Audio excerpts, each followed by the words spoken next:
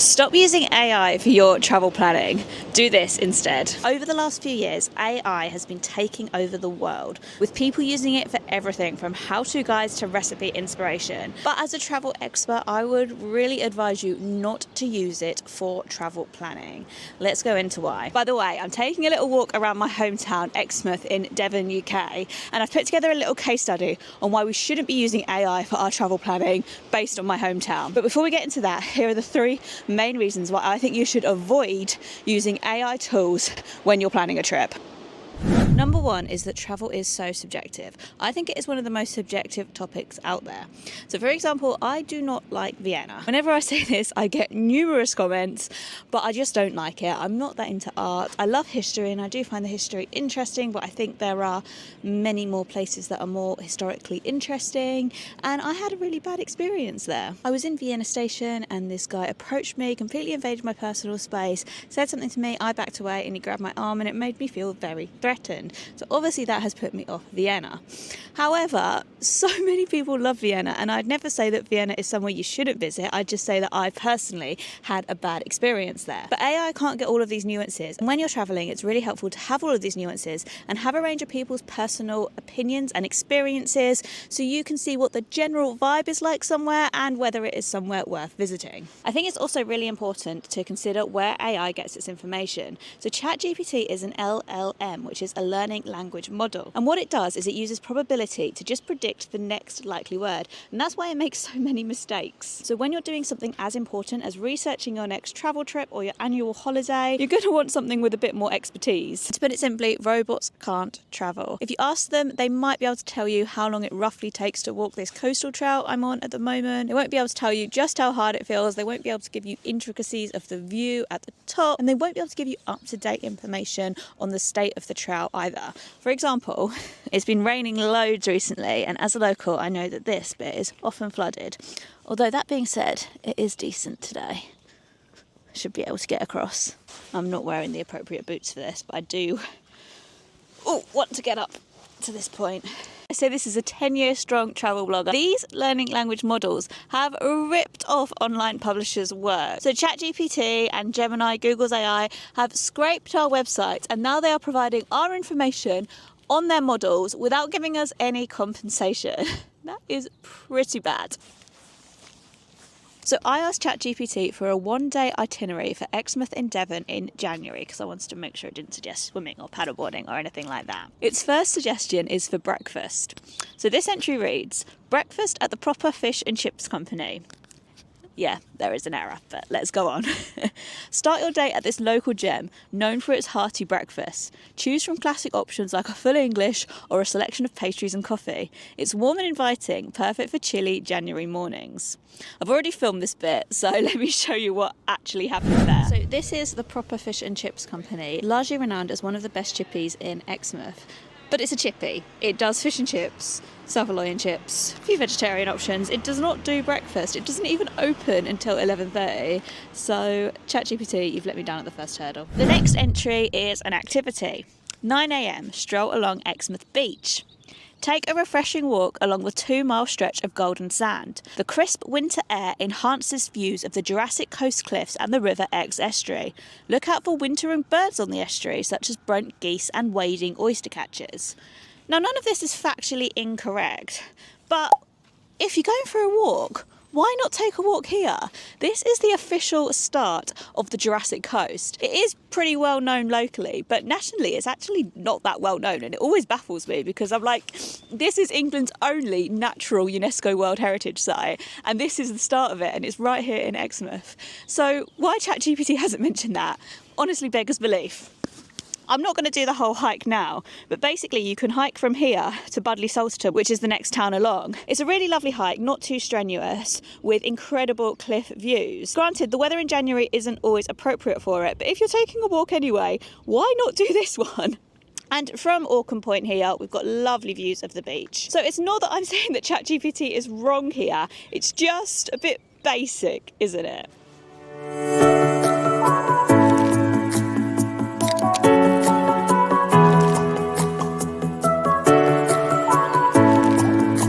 This This place isn't mentioned at all either, and this is pretty buzzing throughout the winter as well as in the summer. It's a collection of shops, cafes, restaurants and kind of enterprises. It's called Sideshore and it sits in real prime position on the beach.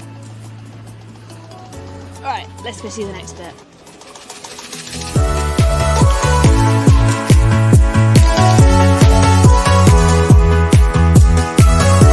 There is also a lovely street up there that I'm not going to go to now, but if I was going to tell you to go for a walk around Exmouth, I'd recommend there as well.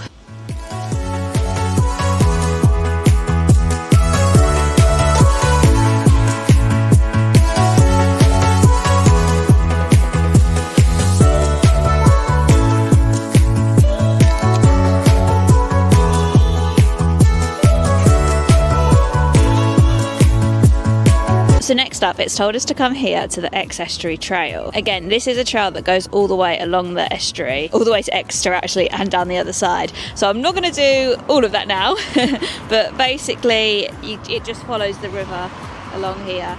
And it's a lovely hiking and cycling trail. Let's take a little look at exactly what ChatGPT says. So it says, rent a bike or enjoy a walk along this scenic trail that follows the estuary. Stop at the nature reserve for some bird watching, as this time of year attracts diverse wildlife. Alternatively, head to the observation points to capture the peaceful beauty of the estuary. The nature reserve, I think the whole thing is a nature reserve. It's an RSPB area, and it is true that in January or winter in general, there is a lot of bird life. This area is famous for its avocet birds, especially in this month. But I'm not too sure where these observation points are. There's a few benches where you can sit and a few areas that have particularly nice views of the river. Is that what it means by observation points? I guess so. So if you are following this itinerary and you do that walk or cycle, the next thing on the agenda is lunch. So let's go to our lunch. This is Grapevine, where ChatGPT recommends for lunch. Now, I love the Grapevine. It is my favourite pub in town. However, the recommendation on ChatGPT for lunch says, warm up at this cosy brew pub in town. Their vegetarian menu features hearty dishes like jackfruit burgers and seasonal soups. Pair your meal with a craft beer brewed on site, or opt for a hot cider to keep the chill at bay. I'm not sure if there are jackfruit burgers. There might be some jackfruit, like pulled fake pork. That might be what it's referring to there. Doesn't do seasonal soups, and it only really does burgers. They are good burgers, so if you're in the mood for a burger, it is a good option, but the menu is limited. And that's another nuance that ChatGPT just doesn't pick up on. They do make craft beer brewed on site, so I would also recommend that. And we may as well stay here for the next part because it is Visit à la Ronde. This 16-sided National Trust property is a short drive or walk from Exmouth. While the gardens are quiet in winter, the unique architecture and quirky interior, including a shell gallery, make it an engaging visit. Check the winter opening hours in advance. It's shoal of January. Those are the winter opening hours. I think in February as well. I think it reopened in March or April. It does obviously say check the winter opening hours in advance, but it shouldn't even be on there. Like, it shuts all winter. It always has. And the next option for the afternoon is Spoken, which is just over here. So ChatGPT says, head back into town to Spoken, a relaxed cafe and bar. Indulge in a slice of cake or a hot drink while you take in the modern decor and chat with locals. The seasonal spice lattes are a popular winter choice. Spoken is a gin bar and tapas restaurant. I'm sure they do coffee, but they aren't known for their coffee at all. As it's more restaurant vibes, you're not really going to get the chance to chat with locals.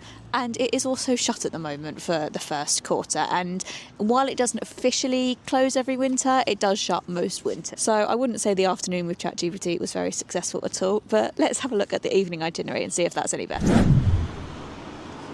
At 4:30 p.m, we've got in our itinerary Exmouth Marina and Harbour. As light starts to fade, enjoy a stroll around Exmouth Marina. Admire the boats and the tranquil waters. In January, it's quiet, letting you soak up the peaceful atmosphere. They're not wrong. It is quite a nice place for a stroll around. It is also right next to Exmouth Beach, which is also where this itinerary started. Granted, Exmouth isn't a huge place, and if you are going to do the next bit on the itinerary, then I guess it might make logistical sense. But next up is where it really mucks up. So this is the booking office of the River Ex Cafe. But the River Ex Cafe is actually a floating cafe in the middle of the river. ChatGPT has added it to this January itinerary, but Everyone who knows Exmouth knows that it is only open May till September, so obviously that's a complete no-go. It does say that if it is closed in case of weather, then Rockfish is an alternative, and I will give it that. The seafood restaurant Rockfish is a good alternative and it is open all year round. The other thing I've remembered when I came down here that is not mentioned with ChatGPT is boat trips. So we have Stuart Line Cruises in Exmouth, and they are a boat trip company that run all year round. They do winter sailings along the estuary and they look out for birds, and it is a really nice winter activity. Obviously it's best on a day like today, but they do run in most weather conditions. This isn't mentioned in the itinerary at all. I guess AI just sees boat trip and thinks not for January. Now at 8 p.m, ChatGPT recommends having a drink at this pub. Now I've got nothing against the beach pub, but ChatGPT does say, end your day at the beach pub. Finish your day with a relaxed drink at this beachside pub. Its casual vibe and selection of local ales make it an ideal spot to unwind. In winter you can grab a seat by the fire and enjoy the sea views through the windows. It's been a while since I came in here, but I'm pretty sure it doesn't have a fire. And those are the windows. And this is the sea view. I don't think you'll be seeing much of the sea at all there. And also, if I want to be really pedantic, it's not the sea there, it's the estuary. What this experiment has taught me is that AI can't be trusted. Just some ideas for improvement would be restaurants that are actually open this time of year, actually getting the right cuisine and menu offerings of each restaurant right, attractions that are open. Some of the things that it could have included: there is a pottery experience here, there's a museum, there are escape rooms. As I mentioned, the boat trips run all year round. I could also recommend so many hiking routes if the weather is a day like today. There's a board games cafe. It is definitely somewhere that is better in the summer, but there is still plenty to do in the winter. But my ChatGPT itinerary missed all of them. So if you are travel planning, how do you do it instead? I would really just recommend sticking to what works and using travel blogs. Now, at the moment, travel blogs are getting harder and harder to find, and that is because Google has had big updates that really are affecting small publishers and are favouring bigger publishers more and more. I could talk about this all day, but that isn't what this video is about. However, I would recommend finding travel bloggers on some of Google's competitors, such as Bing. Bing search results are still decent, and they still do often provide the best page or the best post that has been written for said query. So for example, if you type in things to do in Exmouth in Bing, then my post on things to do in Exmouth written by a local will come up quite high. You can also find travel bloggers through tools like Pinterest, and obviously social media, Facebook, TikTok, Instagram are also good ways to find them as well. Since I've been making videos on YouTube more and more, I've also been using YouTube more and more for my travel planning. When you find some YouTubers who are very honest and open with all of their travels and give a lot of really helpful information, that can be a really valuable source as well. So just to promote some of my stuff, I run 3 travel blogs. One is called Claire's Footsteps, which is about general travel all over the world with a focus on overland travel, just like my YouTube channel. One is Go Southwest England, where I focus on Southwest England, and one is Europe in Winter. This one has been savagely hit by the Google update, so I've not really done much work on it this year, but there are lots and lots of guides to exploring Europe in winter on there. These are always linked in all of the descriptions of my videos, so do check those out if you are interested. That is just about it from this video, but let me know in the comments if you've been using AI for travel planning or anything else and what your thoughts on it are. I'm really interested to hear everyone's perception on it, and I know that our opinions might not all be the same. If you have enjoyed this video and want to leave a tip to help the channel going, here is a QR code that links to my coffee page where you can buy me a coffee. I'm actually off to go get one now. And if you'd like to support me on Patreon, here is a QR code to scan and go through to my Patreon account. If you're sticking around, I recommend checking out this video. Thank you so much for watching, and I hope I will see you next time. Bye!